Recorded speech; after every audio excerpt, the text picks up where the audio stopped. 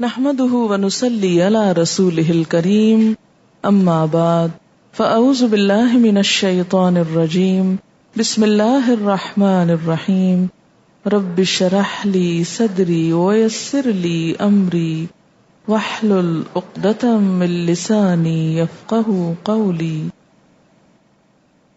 یوم لا یغنی مولا ام مولا شیئا ولا هم ینصرون، وہ دن جب کوئی عزیز قریب اپنے کسی عزیز قریب کے کچھ بھی کام نہ آئے گا، کوئی مولا کسی مولا کے کچھ کام نہ آئے گا۔ آپ جانتے ہیں کہ مولا کا لفظ عربی زبان میں ایسے شخص کے لیے بولا جاتا ہے جو کسی تعلق کی بنا پر دوسرے شخص کی حمایت کرے، خواہ وہ رشتہ دار ہو یا نہ ہو، جس سے بہت قریبی تعلق ہو۔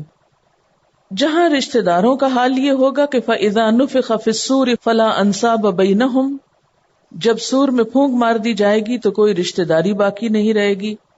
دوستیوں کا جہاں تک معاملہ ہے، لَا يَسْأَلُ حَمِيمٌ حَمِيمًا، کوئی دلی دوست کسی دلی دوست کو پوچھے گا نہیں۔ الْأَخِلَّاءُ يَوْمَئِذٍ بَعْضُهُمْ لِبَعْضٍ عَدُوٌّ، دلی دوست اس دن آپس میں ایک دوسرے کے دشمن بن جائیں گے، الا المتقین، سوائے متقی لوگوں کے۔ تو پھر جب کوئی تعلق ہی باقی نہ رہے گا تو کوئی کام کیسے آئے گا؟ یوم لا یغنی، کام ہی نہیں آئے گا، فائدہ ہی نہ دے گا کوئی شخص کسی کو بھی، ولا هم ینصرون، اور نہ وہ مدد دیے جائیں گے، یعنی کسی غیر کی طرف سے بھی کوئی مدد ایڈ نہیں پہنچے گی اس دن کے عذاب سے بچنے کے لیے۔ الا من رحم اللہ، مگر جس پہ اللہ رحم فرمائے، بس وہی بچ سکتا ہے۔ اس دن صرف ایک چیز کام آئے گی اور وہ ہے اللہ کی رحمت۔ انہ هو العزیز الرحیم، بے شک وہ وہی زبردست رحم فرمانے والا ہے۔ سارا اختیار اس کے پاس ہے، ساری رحمت اس کے ہاتھ میں ہے۔ تو کیا بتاتی ہے یہ آیت؟ کہ آخرت کی جزا سزا کے معاملے میں لوگوں نے اپنی کامیابی کے لیے جو بھی خود ساختہ تصورات قائم کر رکھے ہیں، کوئی عذر تراش رکھے ہیں یا کوئی مددگار ڈھونڈ رکھے ہیں یا کسی اور کا سہارا تلاش کیا ہوا ہے، یہ سب چیزیں اس دن بیکار ہو جائیں گی۔ جو چیز فائدہ دے گی وہ اللہ کی رحمت ہے۔ اس لیے اس دنیا میں، اس زندگی میں انسان کو زیادہ سے زیادہ ان کاموں کی ضرورت ہے جن کی بنا پر وہ اللہ کی رحمت کا مستحق ہو جائے۔ ان شجرۃ الزقوم، بے شک زقوم کا درخت، سورۃ صافات میں زقوم کے بارے میں گزر چکا ہے۔ طعام الاثیم، گناہگار کا کھانا ہوگا۔ یہاں یہ نہیں کہا کافر کا کھانا ہوگا، مشرک کا کھانا ہوگا، گناہگار کا کھانا ہوگا۔ اثم اس گناہ کے لیے استعمال ہوتا ہے جو جان بوجھ کے انسان کرتا ہے۔ آثمہ وہ اونٹنی ہوتی ہے جو تیز چل سکتی ہے، جان بوجھ کے تیز نہیں چلتی۔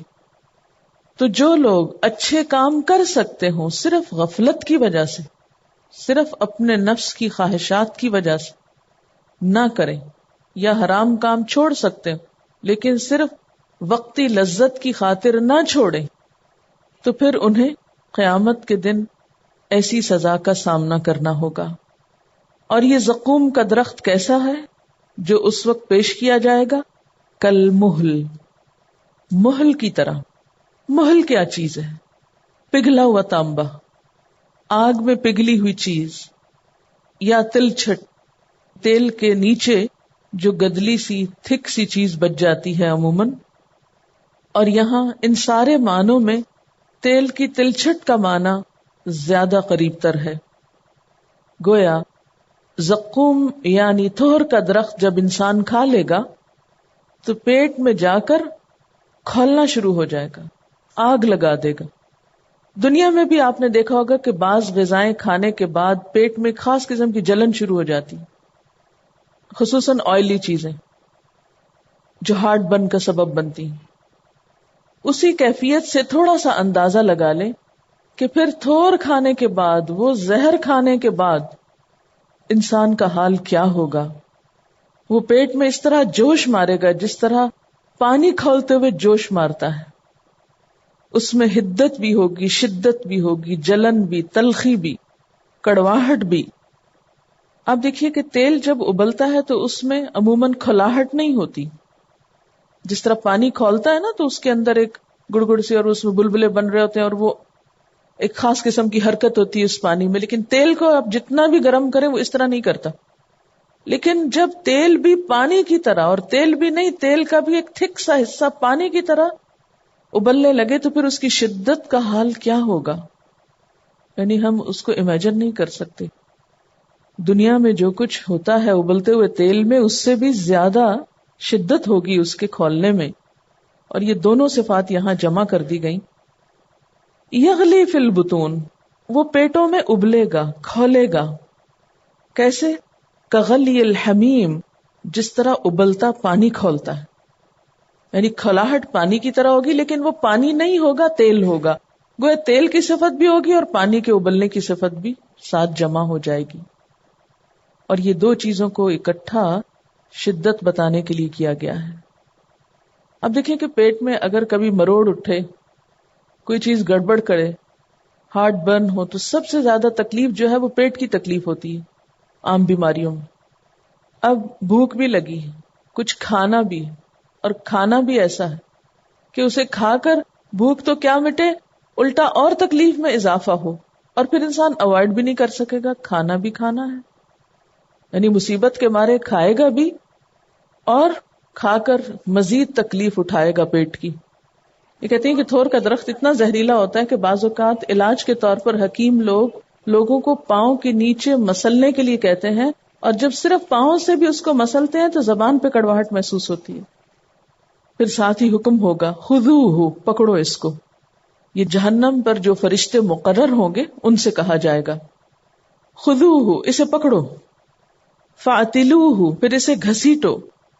الی سواء الجحیم، جہنم کے بیچ میں، جہنم کے وسط میں. یعنی جب اہل دوزخ بھوک کی شدت سے بےتاب ہوں گے اور کھانے کی چیز کا مطالبہ کریں گے تو انہیں ہانک کر جہنم کی تہہ تک لے جایا جائے گا جہاں تھور کے درخت اگے ہوئے ہوں گے، اور انہیں کھینچ کے وہاں پھینکا جائے گا، یعنی انتہائی بے عزتی کے ساتھ. فاعتلوہ، کھینچ لے جاؤ اس کو، اسے بھوک لگی ہے، لے جاؤ اسے ذلیل کرتے ہوئے اور پھینکو جہنم کی تہہ میں، وہاں اگے ہوئے ہیں تھور کے درخت، جا کے کھائے. اب مارے بھوک کے کھانا تو ہے، اور جب کھائے گا تو پیٹ میں مروڑ اٹھے گا اور جلن ہوگی اور سخت تکلیف شروع ہوگی اور شدت کی پیاس بھی لگ جائے گی، پھر وہ پانی مانگے گا. لہذا ان کو ابلتے ہوئے پانی والے علاقے میں لے جایا جائے گا. بینہا و بین حمیم آن، پیچھے پڑ چکے آپ. پھر حکم ہوگا کہ اس پانی کو ان کے اوپر بھی انڈیلو. ثم صبوا فوق رأسہ، پھر انڈیلو اس کے سر پر، من عذاب الحمیم، کھولتے پانی کے عذاب میں سے. یعنی یہ پانی نہ صرف یہ کہ وہ پیئیں گے بلکہ ان کے سر پہ بھی ڈالا جائے گا، اور ساتھ کہا جائے گا ذق، چکھو، مزہ چکھو. انک انت العزیز الکریم، بے شک تو بڑا عزت والا، بڑا کریم بنتا تھا. دنیا میں تو تم اپنے آپ کو بڑا عزت والا سمجھتے تھے، بڑا صاحب اکرام سمجھتے تھے، اور اہل ایمان کو اور نیک کام کرنے والوں کو بہت حقارت کی نگاہ سے دیکھتے تھے. یعنی ایک طرف کھانے کو اتنی خراب چیز ملے، پھر پینے کو اتنی خراب چیز ملے، پھر سر پہ انڈیلا جائے، اور پھر ساتھ ساتھ بےزتی کے الفاظ. یعنی آپ ان ساری چیزوں کو اکٹھا کر کے تصور کریں کہ حال کیا ہوگا. عموماً جب انسان سے کوئی غلطی ہو جاتی ہے اور اس کو خود بھی احساس ہو تو وہ پھر کسی دوسرے کے منہ سے نہیں سننا چاہتا، کہتا بس خاموش، مت کہو مجھے، مت بولو، پتا ہے مجھے سب کچھ. ایک تو یہ کہ انسان خود ایک کرب میں ہو، تکلیف میں ہو، اوپر سے دوسرے کے طنز سنے، تو وہ روحانی طور پر بھی انسان کتنا زیادہ اذیت اور ٹارچر میں ہو سکتا ہے. ذق، چکھو، انک انت العزیز الکریم، تم تو بڑے عزت والے بنتے تھے، بڑا روب تھا تمہارا، بڑا غلبہ تھا، بڑا ٹہکا تھا، دنیا میں بڑا نام تھا تمہارا، بڑی اتھارٹی تھی، بڑی پاور تھی تمہارے پاس، طاقت تھی. اسی لیے تو تم حق بات کو سننا بھی نہیں چاہتے تھے اور دین کا مذاق اڑاتے تھے. اب یہاں لفظ جو عزیز کے ساتھ کریم آیا ہے یہ بھی قابل غور ہے. کریم کا درجہ عزیز سے بھی بڑھ کے ہوتا ہے. عزیز میں عزت اور غلبے کا معنی پایا جاتا ہے، لیکن عربوں کے ہاں جب کسی کو انتہائی عزت اور اکرام کے مقام پر بٹھانا ہو تو اس کے لیے لفظ کریم استعمال ہوتا ہے. کریم کیا چیز ہے؟ کریم کا لفظ کرم سے نکلا ہے. عرب شراب کے بہت رسیا تھے اور عموماً شراب انگوروں سے بنائی جاتی تھی.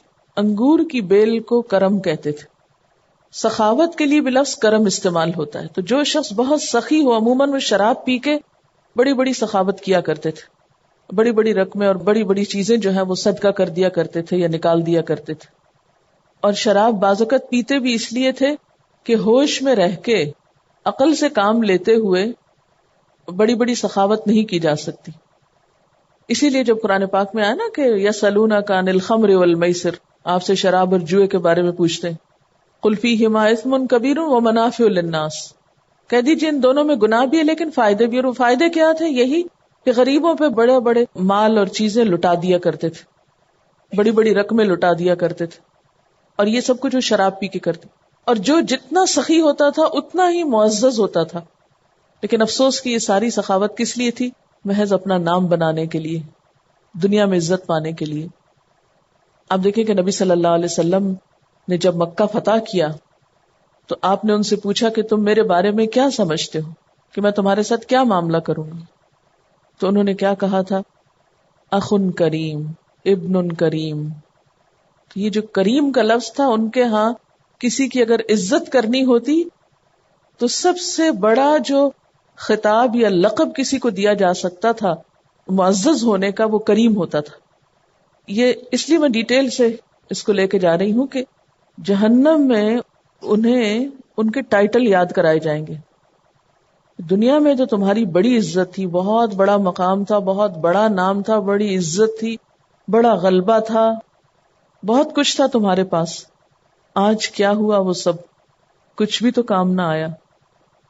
دیکھو اب تمہارا یہاں حال حشر کیا ہو رہا ہے. اور خصوصی طور پر یہ تانا کیوں دیا جائے گا؟ اس لیے کہ یہ دو چیزیں عموماً انسان کو حق اور بھلائی کی طرف آنے سے روکتی ہیں. نمبر ایک، عزت کے مقام پر ہونا. انسان سوچتا ہے کہ دین پر عمل کر کے میرا وہ مقام چلا جائے گا. اور سوسائٹی میں کریم کہلوانا، یعنی جس میں انسان کا ایک نام ہو، ایک شہرت ہو، ایک مقام ہو، پھر وہ دین کی طرف آئے اور دین پر عمل کرنے کی وجہ سے وہ اس سے جاتا رہے، تو وہ جانا جو ہے وہ اس کے لیے بڑا ناگوار ہوتا ہے. تو ان دو ٹائٹلز کو سنبھالنے کی خاطر بہت سے لوگ دین کی طرف نہیں آتے. یہ راستہ بڑا مشکل ہے، ہمیں اس میں جھکنا پڑے گا.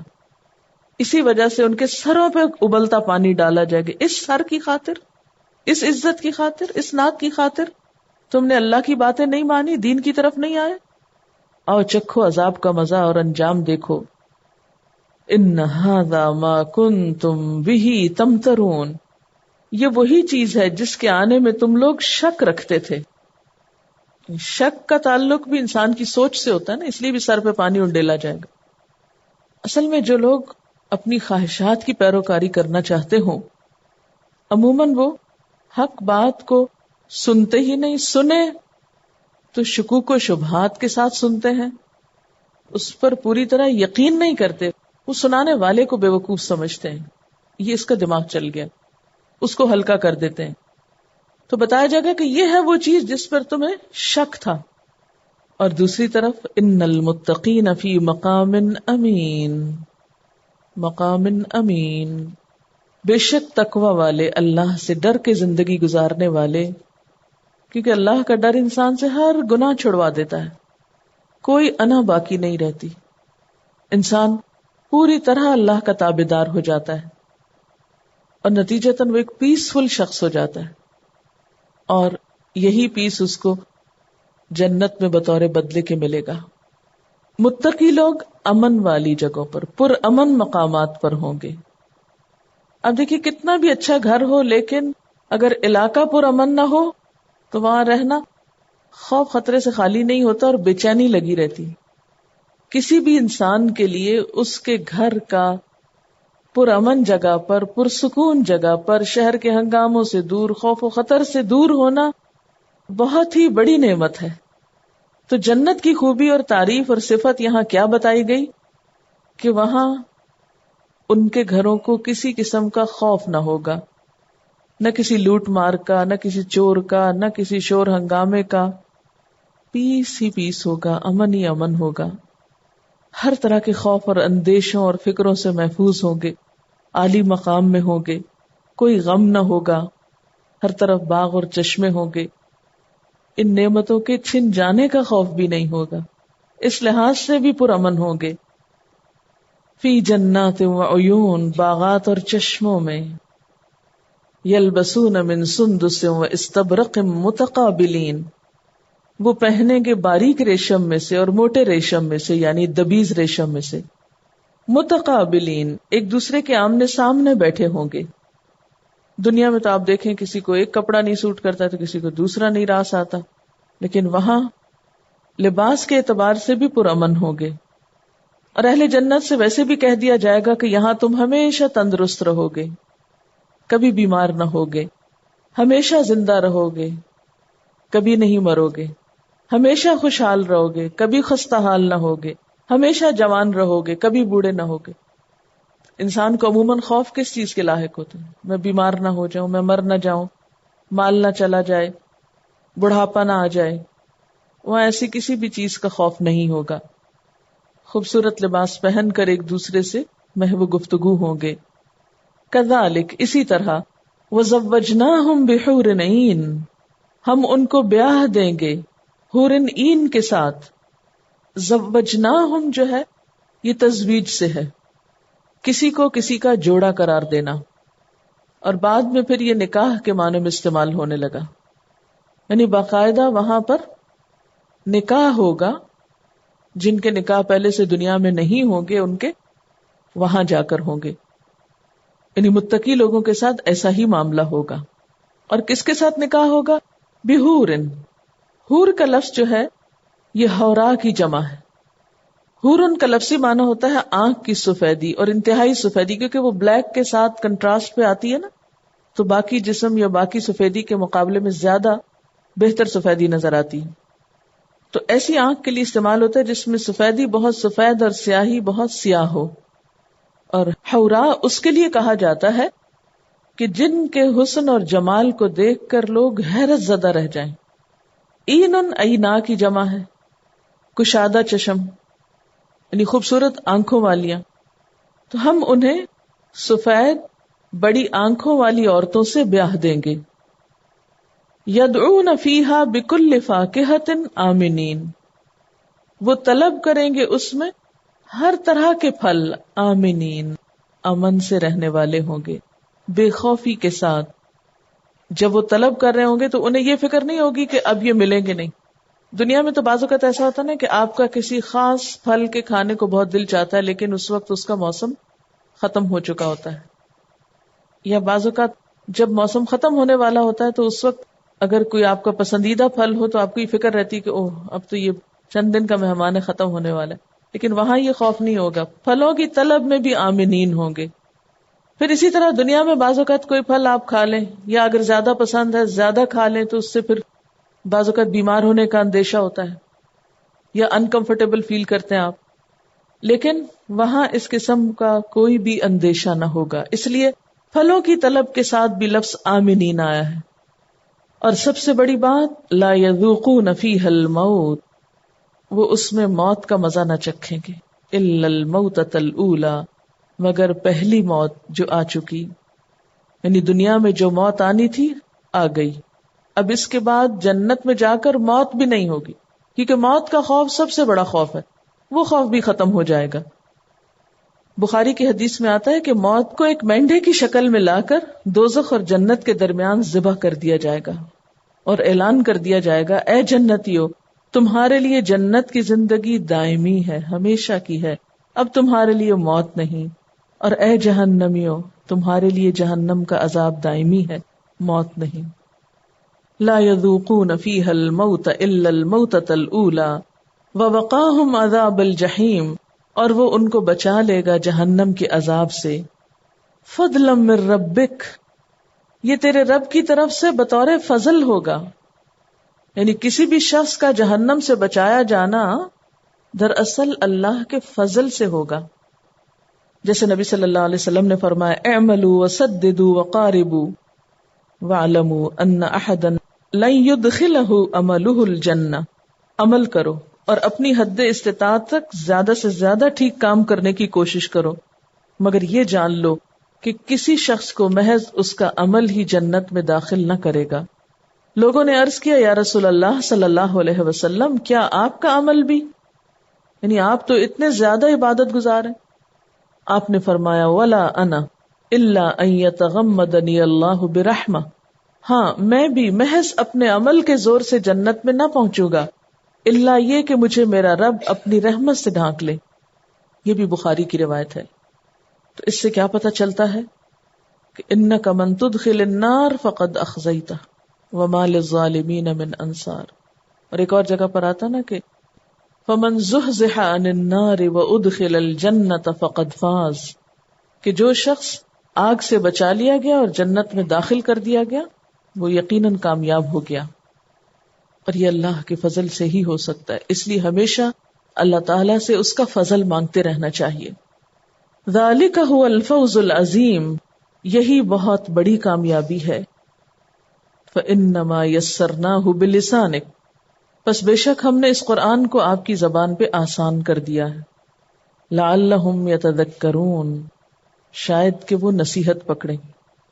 آپ کو یاد ہے اس سورت کا آغاز قرآن کی عظمت کے بیان سے ہوا تھا کہ بہت بڑی عظیم نعمت ہے جس سے اللہ تعالیٰ نے اہل عرب کو نوازا.